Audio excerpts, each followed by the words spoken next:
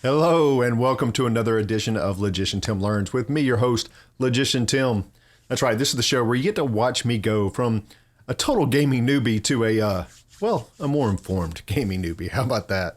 What is up, everybody? Good to see you. Good to see you. It's a Monday. We survived the weekend, and we are back. And shoot, this month is almost over. It's almost May. My son comes home on Wednesday or on Thursday from college, so I get to go move him out of the dorms. I'm so excited to come see him again.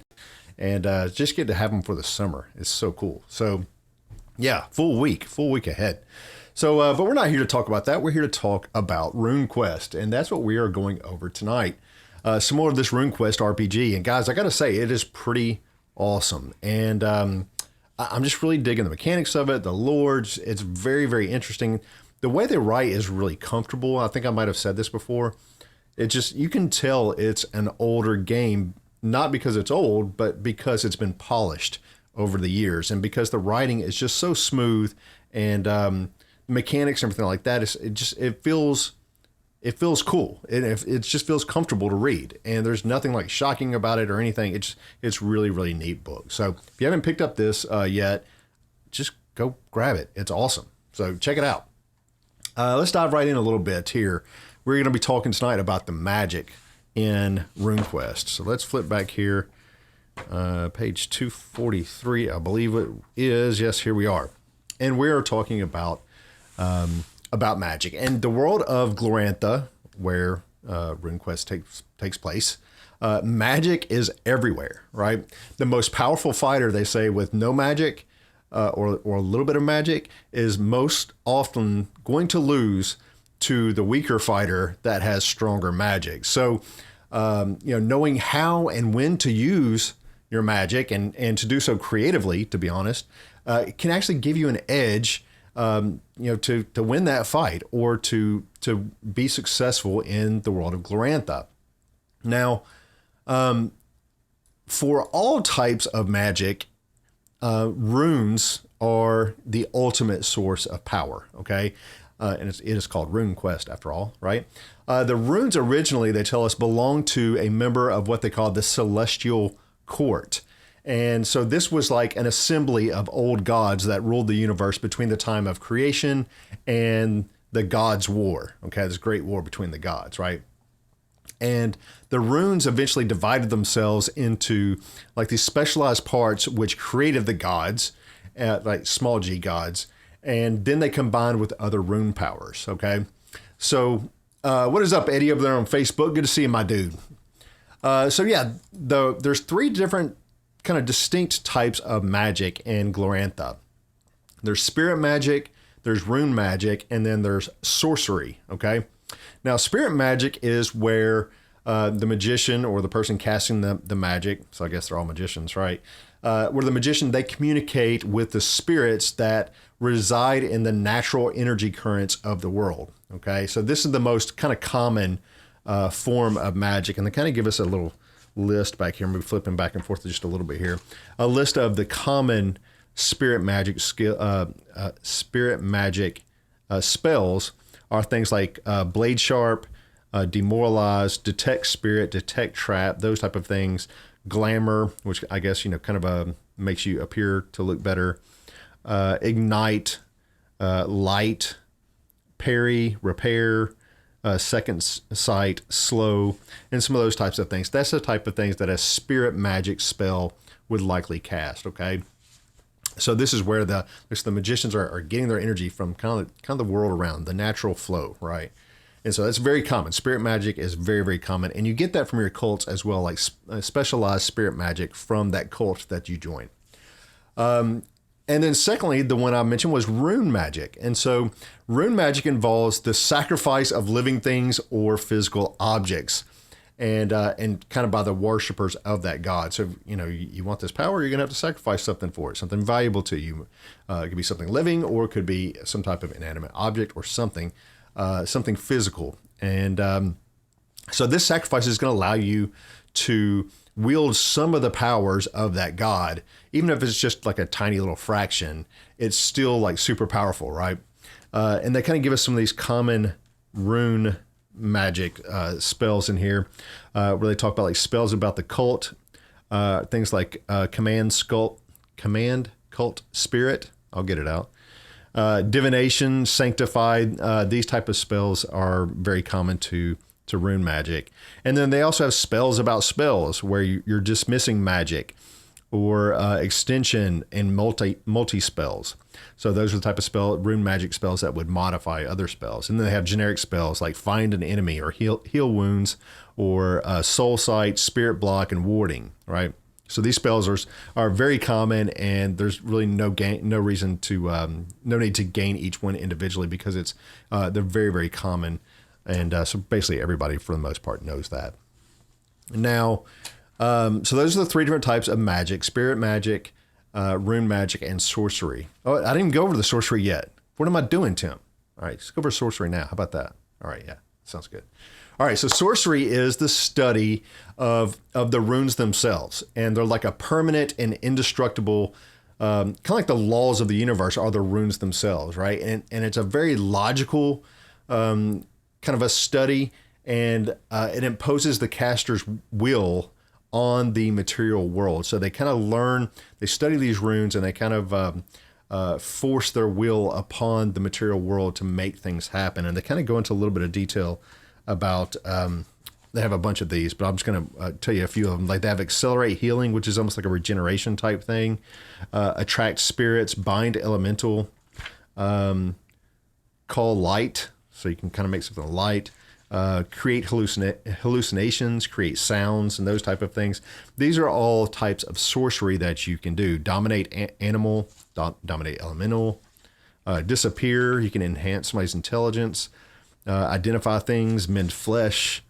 So yeah, sorcery, there's a whole bunch of them in there. So that's the 3rd type of magic. Now, I've gone over all 3 types of magic: spirit magic, rune magic, and sorcery. I didn't leave it out this time.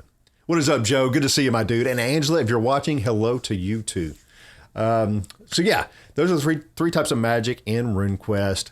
Now, in order to cast any type of magic, either one of those 3, you're going to spend your magic points. And we talked a little bit about this last week. You're gonna have to spend your magic points. And so if your character is fully rested, okay, you just woke up from a long night's sleep, and you first wake up, your magic points are going to be equal to your power characteristic. Remember, those were like your strength and your power, your charisma, those type of things.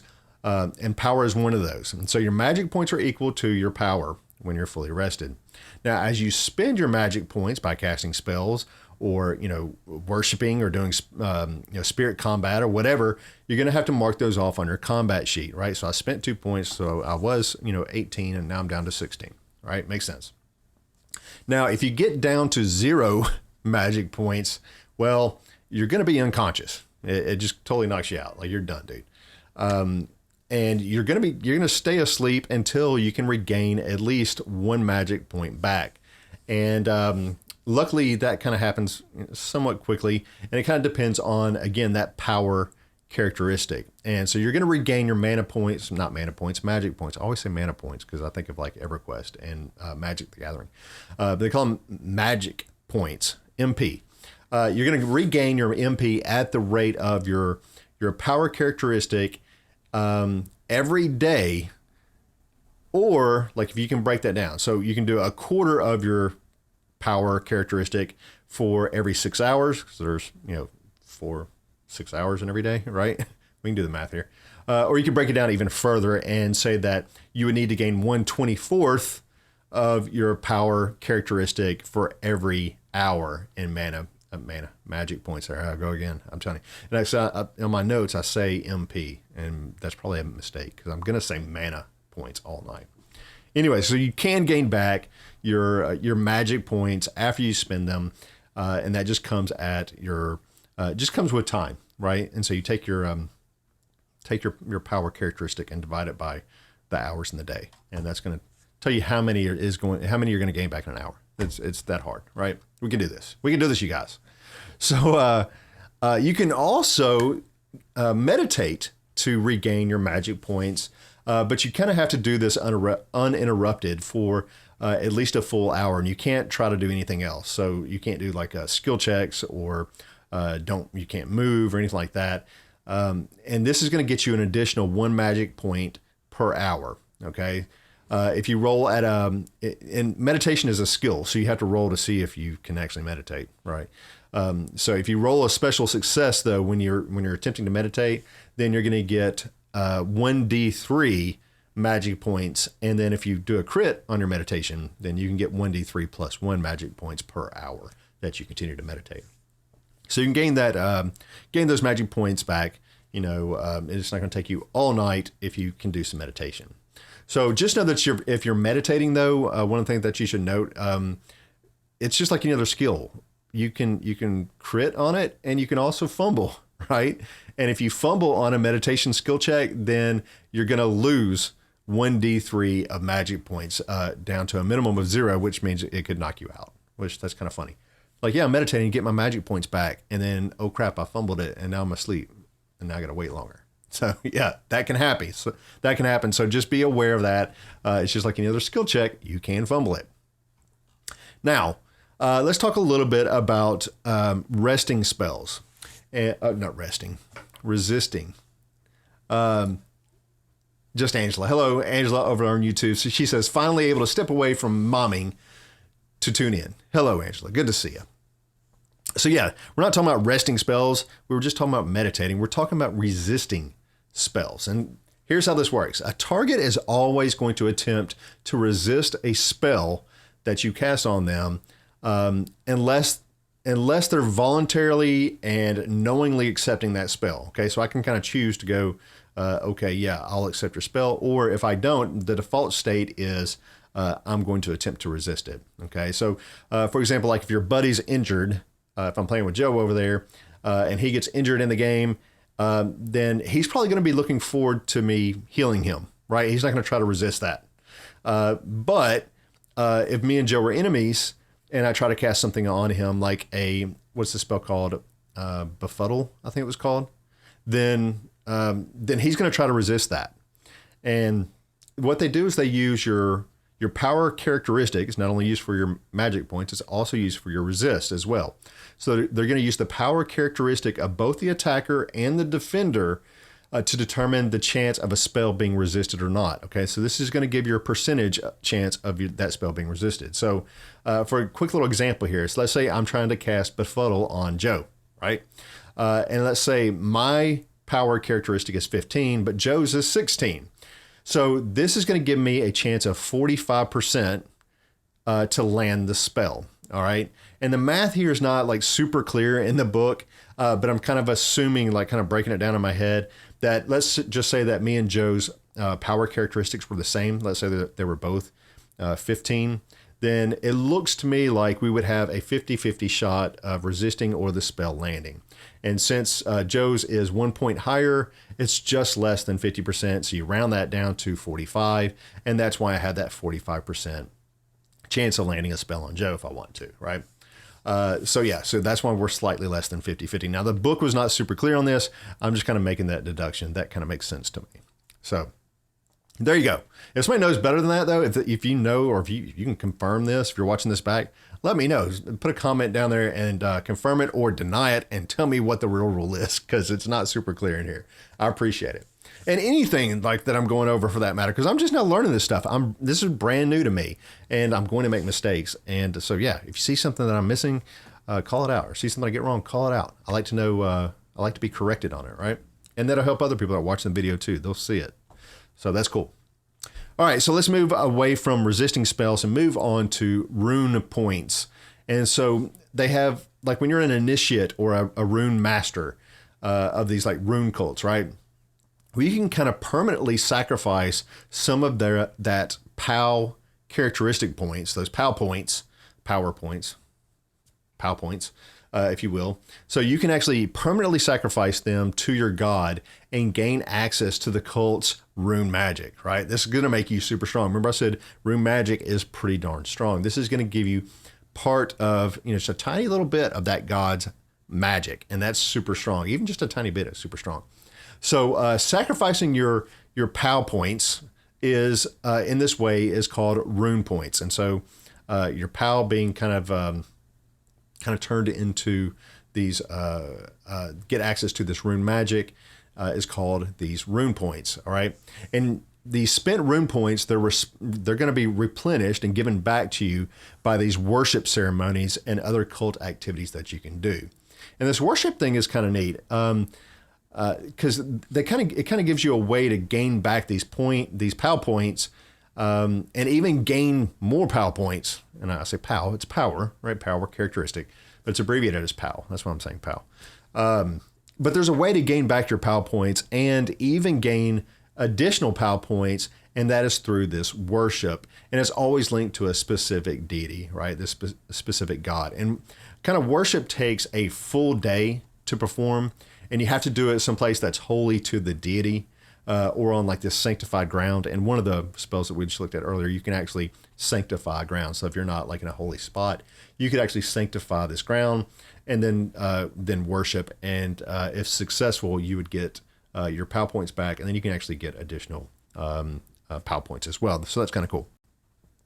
Now, you can increase your chance of casting a spell, or you can better your odds against your target trying to resist. So I can increase my odds against casting on Joe by either a meditation or what they call a ritual practice, or some type of even augmentation, which is like if you're going to do like a dance or a song or speak this magical language, or there's some other type of skills that I can use to augment and improve my chances of this spell landing. It's kind of fun. One of these is meditation. And so by meditating on a spell, you can increase your chance of casting it successfully, right? And basically what you're doing is trading your time for an increased chance of success. And they have this little chart here for us. So if I meditate for one melee round, which is about, about 10 minutes? Is that right? No. 50 melee rounds is 10 minutes. They don't have how much one melee round is. I think it's just a few seconds.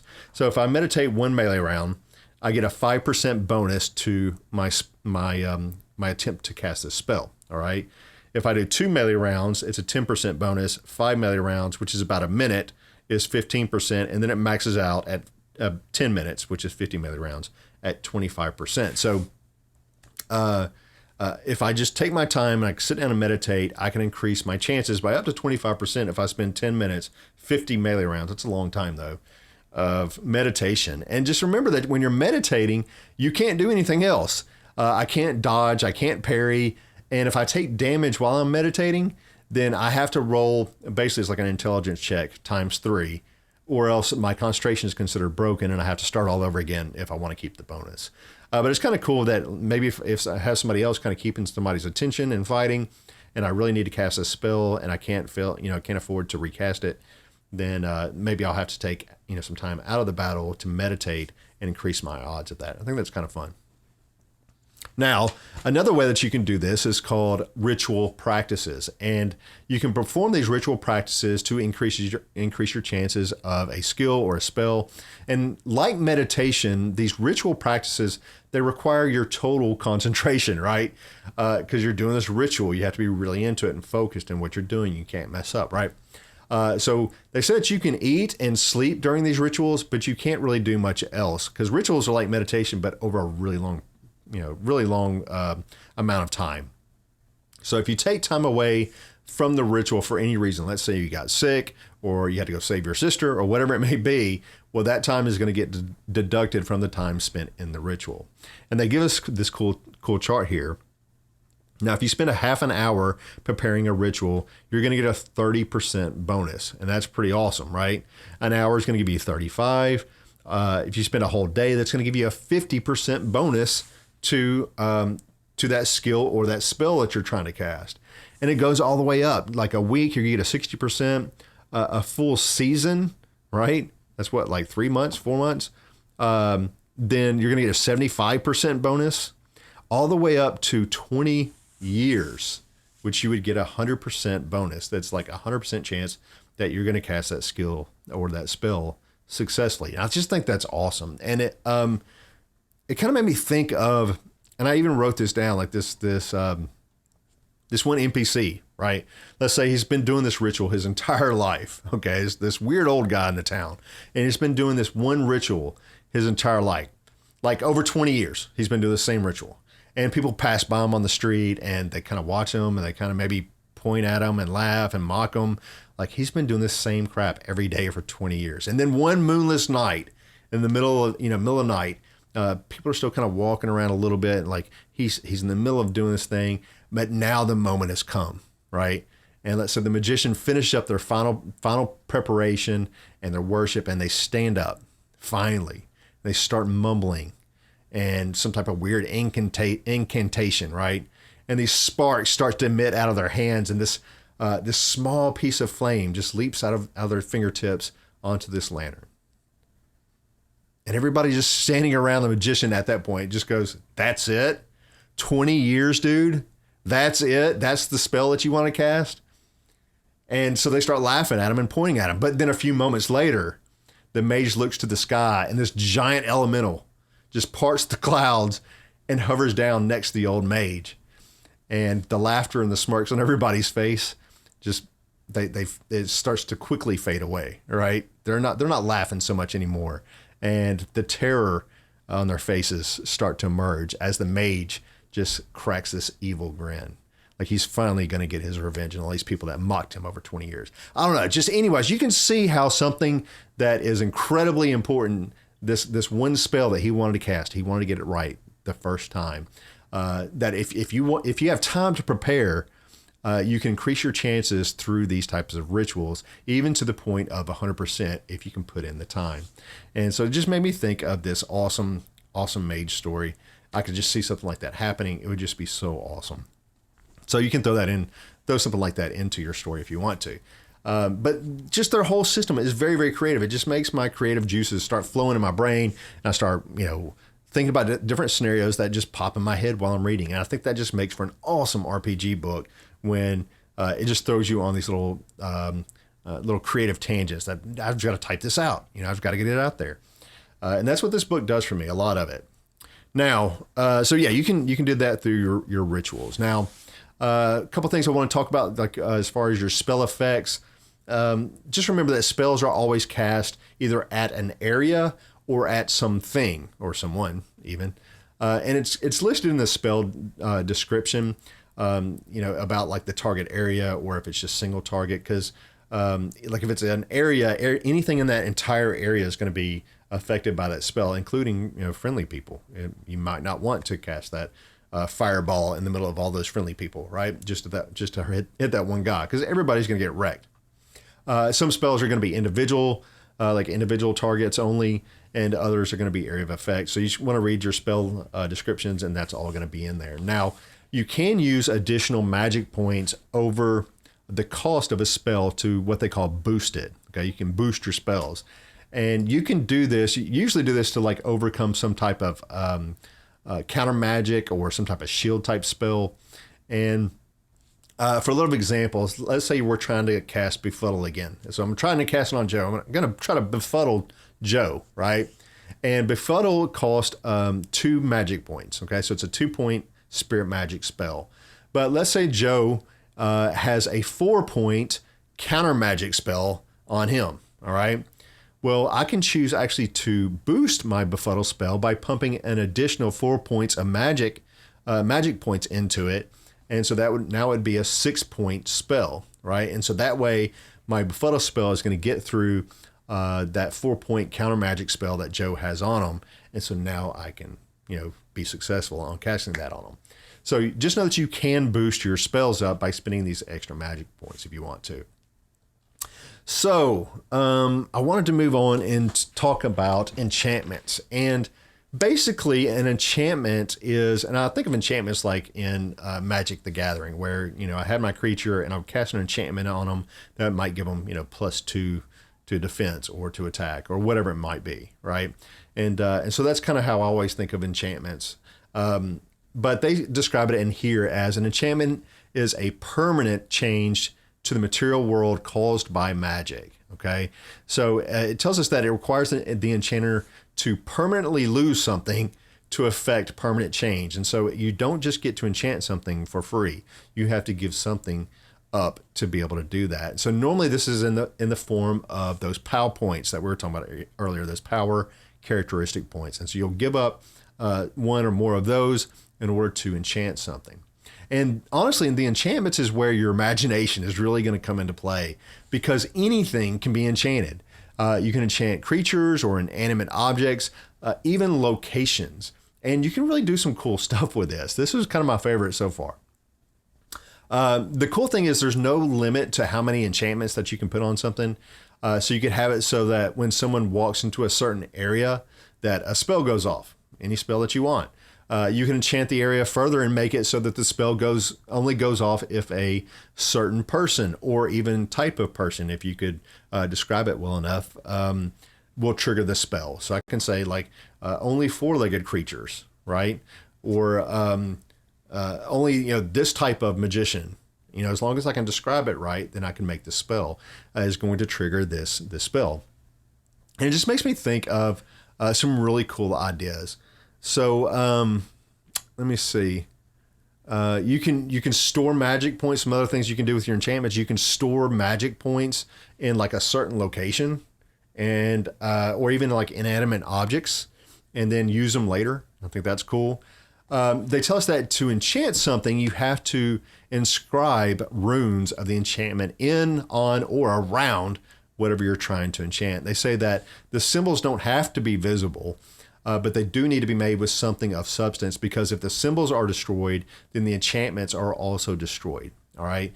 But even that kind of triggered some cool ideas with me. Like you can enchant an area with some type of spell where, maybe it's, maybe I made this door solid here, this solid rock out of an enchantment, right? But I put the runes in a place where maybe I wrote the runes out of chalk or something that could easily be scuffed away, or maybe even washed away from water. But I want it to happen after I've left the area, right? But not necessarily when somebody walks by or triggers something. I can make that, trigger the spell. And it's what is really awesome about enchantments is you can make up whatever you want. Be creative. You're only limited by your own imagination. I just love this idea of enchantments. They just have tons of different conditions for them that they list in here. And these are just samples, like the area of effect condition that I talked about, attack conditions. So you could say that it causes it to be cast when somebody violates the space or touches the item or attacks in that area, right?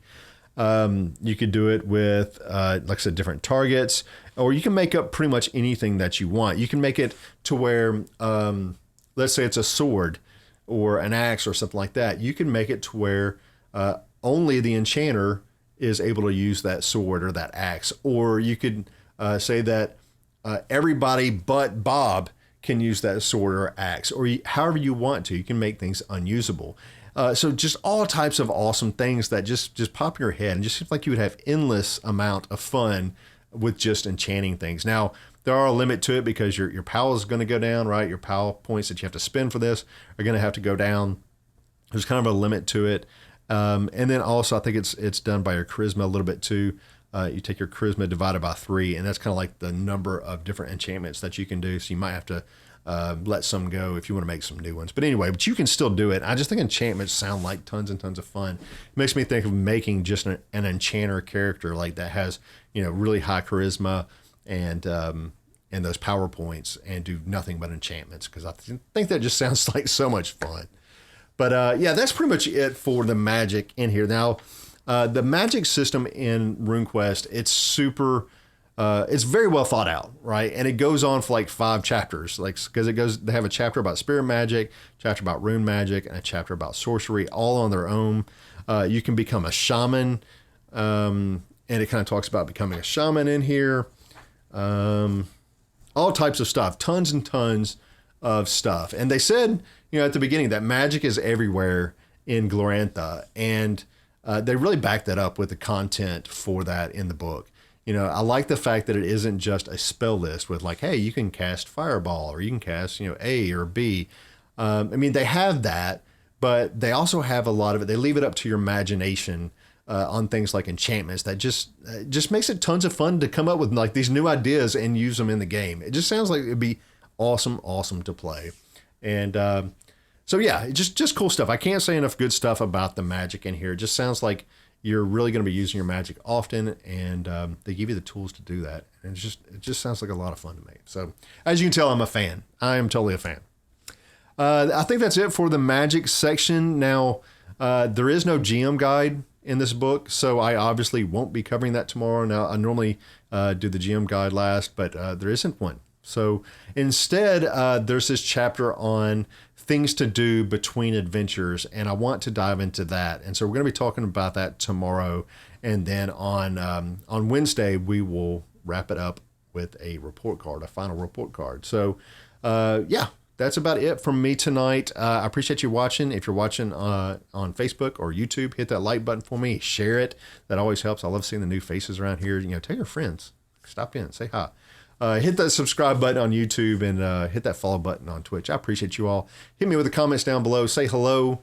And I always like that. All right, that's it for me tonight. Y'all have a great one. I will see you all tomorrow. Bye.